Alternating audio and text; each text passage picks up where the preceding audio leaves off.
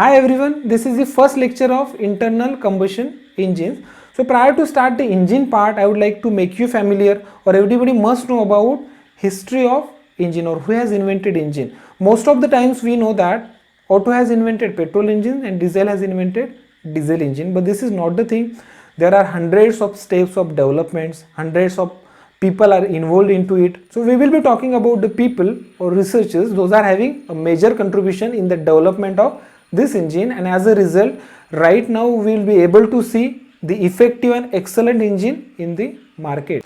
So in first part we will be discussing about history of engine, and then we will turn towards the heat engine. A part of heat engine is already covered in your thermodynamics subject. So basically heat engine is classified into internal combustion engines and external combustion engines. So we'll make a comment on external combustion engines, and then we'll move towards internal combustion engines, and that is the ultimate purpose of your subject. So prior to start to the history of internal combustion engines, we'll just brief about engine first.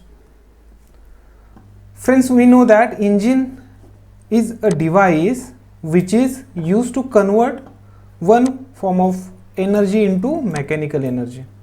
That means a device which converts into mechanical energy or any type of energy into mechanical energy can be called as engine. So what does this mean? Heat engine. So ultimately why this word is used, heat engine? This is because this engine or the engine which converts heat energy into mechanical energy can be called as heat engine. We have already learned the concept of heat engine as we have discussed in the subject of thermodynamics. We have discussed this high temperature reservoir. There are heat engine basically works in between two reservoirs, high temperature reservoir and low temperature reservoir, and the heat energy from high temperature reservoir will be supplied to the engine, and heat engine develops work and remaining part of energy will be rejected. See, now we will discuss this in case of IC engine. High temperature reservoir in case of IC engine is nothing but combustion, or when the fuel is burned we know that it can be called as combustion. Maybe petrol fuel, maybe diesel fuel, and the energy of combustion, when the fuel will be burned, the heat energy will be generated, and that heat energy will be supplied to the piston or engine. When the heat energy will be supplied to the top of piston, the piston will reciprocate. This will be the movements of piston, up down movements. That does mean this energy converts into mechanical work, that we can call as work done, and the remaining part of energy will be rejected to atmosphere through silencer, or we can call as exhaust. Right? So same principle is utilized in case of internal combustion engines. So we'll just discuss about energy conversions.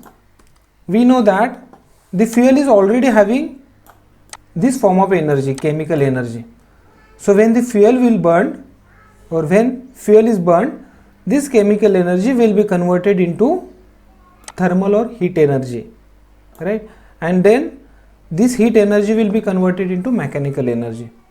So ultimately the purpose of heat engine to convert chemical energy of fuel into mechanical energy.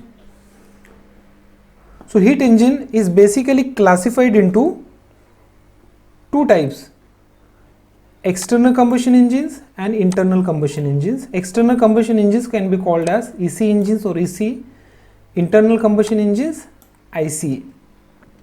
See, what is the difference in between? In external combustion engine, as the name itself implies, combustion takes place outside the mechanical engine. See, engine is separate part, and combustion takes place separately. So that engine can be called as external combustion engines. So steam engines we might have heard about, or gas turbine engines. These engines are called as external combustion engines. And internal combustion engines, automobile engines can be called as internal combustion engines. Means combustion takes place inside the cylinder, That means combustion and mechanical engine is a single part. We can take this example. See, here you will observe this is a steam engine. This is a steam engine where steam will be carried away from outside in the engine or cylinder, right? But here in case of IC engine, fuel will enter in this chamber. This can be called as combustion chamber, maybe petrol or diesel, and which will be burnt with maybe with the help of spark or maybe with the help of compression. Means combustion and engine is a single part, and hence it is called as internal combustion engines. But here combustion is taken place outside the engine and it is called as external combustion engines. So now we'll proceed towards the history of IC engines. See, the evolution started at 1680. There was one scientist called as Christian Huygens, Dutch physician. This has designed internal combustion engines that was fueled with gunpowder. See, there were many scientists, many researchers were trying with different fuels, but the starting will be done with gunpowder. In those days, basically gunpowder was used for explosives, but this scientist had tried gunpowder to propel engine, and this is the engine that has been manufactured by Christian Huygens. See, the gunpowder will be there in this cylinder. This gunpowder will be burnt, and this Christian Huygens had tried to rotate this part, C, D, maybe A, right? So rotations of part are considered as engine itself at that time, because if the engine is able to rotate the part, then those parts can be attached to the wheels. And now after few years, in 1807, Francis Isaac de Rival, he was Switzerland scientist and he has invented internal combustion engines. And for fuel, see, this scientist has used gunpowder and this scientist has used hydrogen and oxygen for fuel. He has tried with this fuel, and this is the first internal combustion engines powered automobile through unsuccessful design. See, the design was unsuccessful, but this scientist has powered the engine for few distance, and this is the engine. In this balloon they have inserted the mixture of hydrogen and oxygen, and they tried to power this vehicle. And then in 1824, Samuel Brown, this is English engineer, see, already steam engine was invented by Newcomen. So this scientist, he has used Newcomen's steam engine to burn gas. He has used gas, and he used to briefly power a vehicle up Shooter's Hill. See, Shooter's Hill is the place at London. So he has tried to burn the gas with Newcomen steam engine in 1824, and this was the engine he has made. And then in 1858, Jean-Joseph Etienne Lenoir, this is Belgian engineer, he has invented or patented double acting electric spark ignition. This is important invention. He has put forth the theories of spark ignition, that engine can be operated with the spark or electric spark ignition. Right now also in these days we use spark ignition engines. So the concept was started by this scientist in 1858. He has used coal gas. So this was the engine. As you can observe here, the engine was very heavy and hardly is used to cover the few distance, maybe 5 miles per hour. So at that time the aim was only to propel a vehicle or to propel a self-acting engine, and that is the reason that they have not concentrated on weight, they have not concentrated on distance. But then the developments are carried out, and these parameters will be considered in next developments. See, in 1864, Marcus, Austrian engineer, built a one cylinder engine with a crude carburetor. See, the carburetor concept has started by this scientist in 1864. Right now also we are using carburetors in vehicles. And his attached his engine to a cart for a rocky 500-foot drive. See, the engine that he has invented will be able to cover, or the engine has covered 500-foot drive. So right now this distance is very less, but at that time this was invention, that the engine could run 500-foot drive, and this was the engine. After a few years, in 1873, George Brayton, we do have this cycle also, Brayton cycle. So George Brayton is also one of the important scientists who has contributed a lot in the development of IC engines.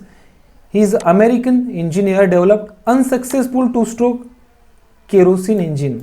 See, the concept of two-stroke has put forth by this scientist, right, George Brayton. Right now also we are using two-stroke in different vehicles, and he has tried to use kerosene. Kerosene was available at those days, and he has tried to use kerosene to power this vehicle, but his attempt was unsuccessful. But he has put forth the concept of two-stroke, and he has put forth the concept of using kerosene. And the engine that he have invented was capable to rotate with 90 rpm. Right now we will be having the engines, those can run even 1000 rpm, 2000 rpms, and even more than that. This was the engine. And then in 1866, actual developments carried out, and with the help of Eugen Langen, this is the scientist, and Nicholas August Otto, this scientist, these were the German engineers, improved. See, Linus de Roches has already designed an engine. So these two scientists improved his design and invented more efficient gas engine. See, right now from 1866, the scientists tried to emphasize on efficiency, but prior to that the aim was only to power a vehicle, or the aim was only to power a self-acting engine. But right now they have emphasized on efficiency, they have emphasized on types of fuels, etc. And then this is the major contribution that Nicholas Otto has done, and right now also we recognize Otto as compared to the other scientists. See, he has invented successful four-stroke engine that we are going to learn in this subject in detail. Successful four-stroke engine known as Otto cycle, and this engine was able to run at 160 revolutions per minute, and this was the engine. If you look at this engine, you will find that this engine was compact as compared to previous engines. And then in 1876, see, many researchers have carried out the developments. In 1876, Sir Dougal Clark invented first successful two-stroke engines. Then this is again the major contribution, Gottlieb Daimler. See, this is the scientist. Gottlieb Daimler has emphasized on different arrangements of engines, as you can see here.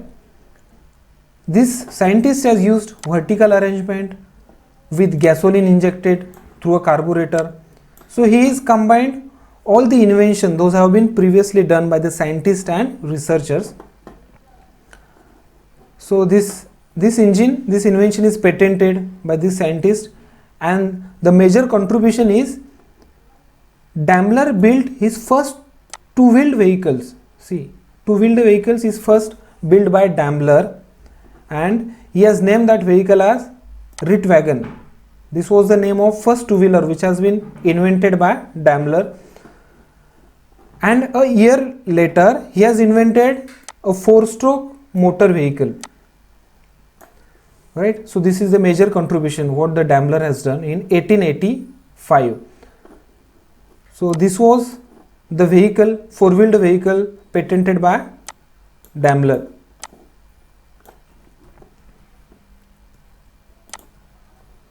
And then in 1886, Carl Benz, we know that Mercedes-Benz company is still there, but this company has started by Carl Benz and he has received the first patent for gas fueled car, right? And right now we will be able to see the high efficient, high speed, high powered cars of Benz company. So this was the car that is first patented by Carl Benz in 1886. And then in 1889, again the same scientist that we have already discussed, Gottlieb Daimler, built an improved 4-stroke, improved 4-stroke engine. He has made inventions, or he has worked on his own design, and he has improved his design with mushroom shaped valves and 2 Wieland cylinder. This was the first scientist who has emphasized on different arrangement of engines, and also he has emphasized on different arrangements of valves also. And then in 1890, Maybach, William Maybach built the first 4-cylinder 4-stroke engine. The 4-stroke concept is put forth by William Maybach in 1890, and he has built first 4-cylinder. He has used number of cylinders and along with 4-stroke engines. And Rudolf Diesel, this is again very major contributions made in the development of internal combustion engines by Rudolf Diesel. And right now we also recognize the diesel engine or diesel cycle, and that we are going to discuss in detail. So Rudolf Diesel 4-stroke compression ignition engines. So Rudolf Diesel has put forth a theory, and he has discussed that compression ignition engines can be run with the help of this fuel, or the fuel which is named by his name itself, diesel fuel. And this was the engine. This was again a very compact engine as compared to previous designs.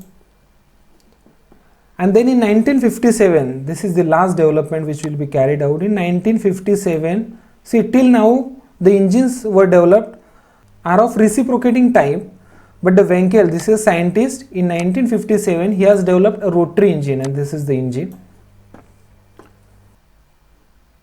Okay, so this was about the history of IC engine.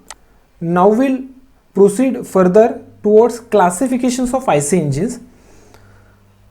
So IC engines can be classified according to the different criteria that we are able to observe practically also. The engines are there in the market today.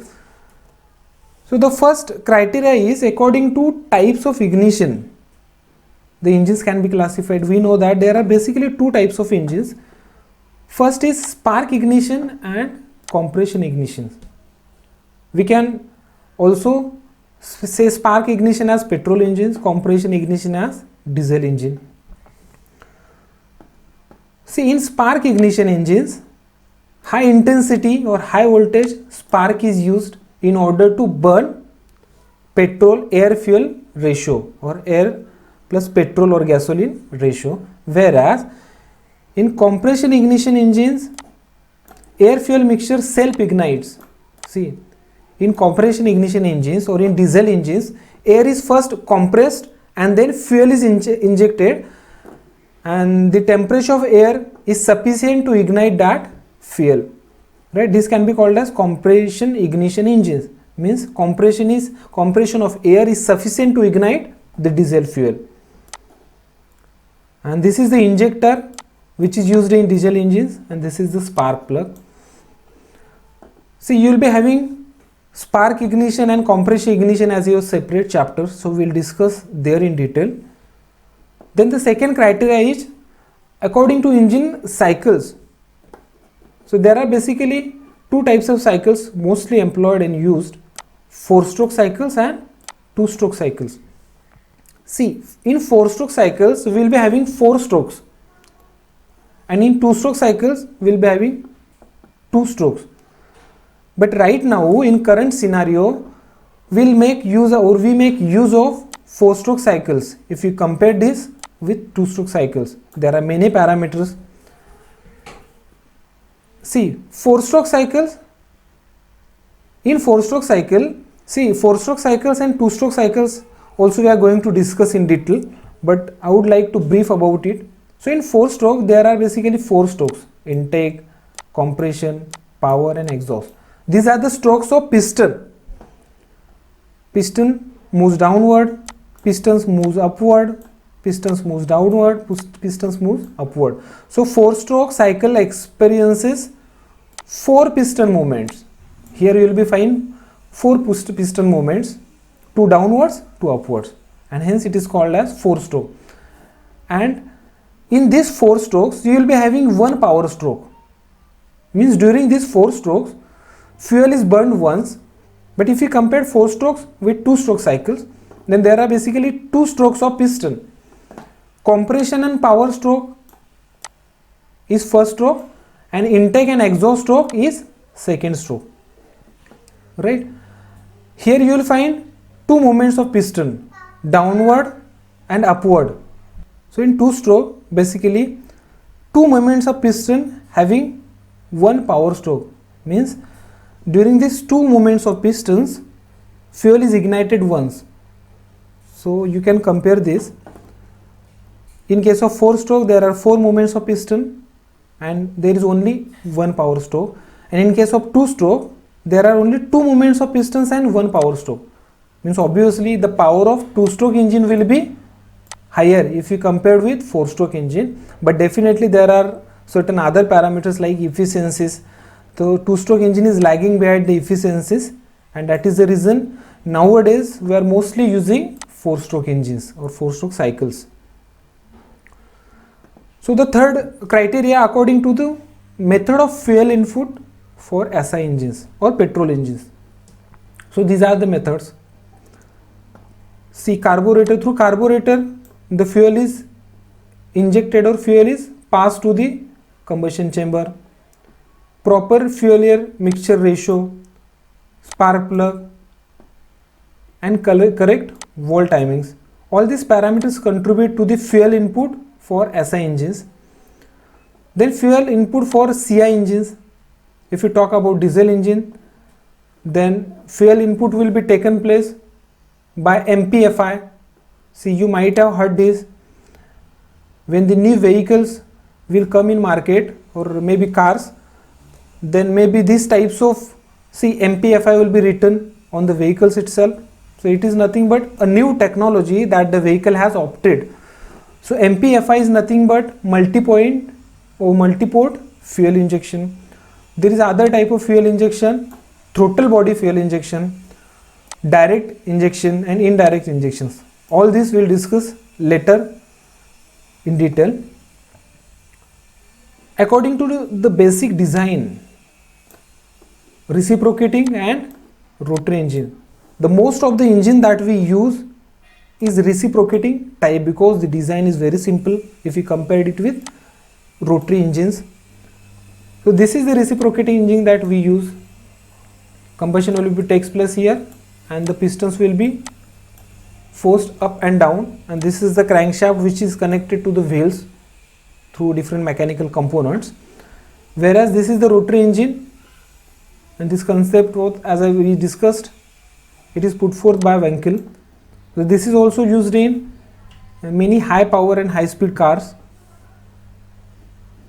The next parameter is according to air intake process. See, we know that there are few two-wheelers. You will find one pipe which is attached to the two-wheeler through which air will be taken in the cylinder, that can be called as naturally aspirated. Right now in high power or high efficient cars you will find superchargers and turbochargers are used in order to increase the efficiency, in order to increase the power. So basically supercharged engines, see, air intake process, if we are using supercharging or turbocharging, then air is boosted in the combustion chamber. So to boosting the air in the combustion chamber, if we are using superchargers, then basically superchargers are run by crankshaft or engine power is utilized to run the superchargers, and turbochargers, basically exhaust is utilized, engine exhaust is utilized to run the turbochargers. So supercharger uses engine power, so it affects the engine power, and turbocharger uses exhaust gas, so it is better to use turbochargers. But we'll make a comparison that in which cases we should use superchargers, in which cases we should use turbochargers later in your 5th or 6th chapter. And then crankcase compressed engines. Basically in case of two-stroke engines, we use this compression to force the air into the combustion chamber. Next, according to the fuel used. So according to the fuel used, there are different types of fuel that we know, maybe gasoline, diesel, gas, natural gas, methane, LPG, alcohol, ethyl or methyl based fuels, dual fuels or gasohol. There are a number of fuels that we can use, and accordingly also engine can be classified. And next, according to the position and number of cylinders, also we can classify the engine according to this. Engine is single cylinder, engine is inline, V engine, opposed cylinder engines, opposed piston engine. So they will looks like these arrangements. So these are opposed type, these are V arrangements, these are mounted in line. These types of different arrangement we will find in different cars. If we talk about the high power and high speed cars, then there basically we will be finding out different types of arrangements in order to increase the power, in order to increase the speed of that particular vehicles, or preferably in case of racing cars.